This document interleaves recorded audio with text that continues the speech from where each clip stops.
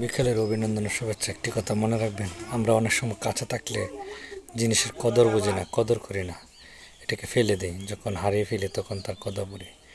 যেরকম আমাদের শরীফ ইসলাম হাদি ভাই জীবিত থাকা অবস্থায় আমরা তেমন কদর করি নাই, কিন্তু সে যখন দুনিয়া ছেড়ে আল্লাহর ডাকে সাড়া দিয়ে চলে গেছে তখন তার কদর আমরা বুঝতে পারছি। এরকমভাবে অনেক ব্যক্তিরা আছে যারা দেশের জন্য, জনগণের জন্য কাজ করে, তাদেরকে আমরা মূল্যায়ন করি না, তাদেরকে আমরা এড়িয়ে চলি, অ্যাভয়েড করে চলি।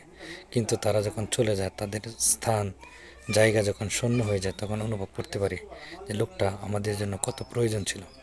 এখনও যে সমস্ত ব্যক্তি আছে তাদেরকে যেন আমরা কদর করি, তাদের দ্বারা দেশের উপকার হবে, জাতির উপকার হবে, এই বিষয়গুলো আমরা মাথায় রাখি। এরকম প্রত্যেক সমাজে কিছু কিছু ব্যক্তি আছে, তাদের দ্বারা দেশের, সমাজের উপকার হয়, কিন্তু আমরা তাদেরকে মূল্যায়ন করি না।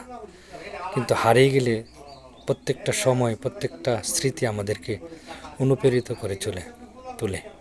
এজন্য থাকতে কদর করি।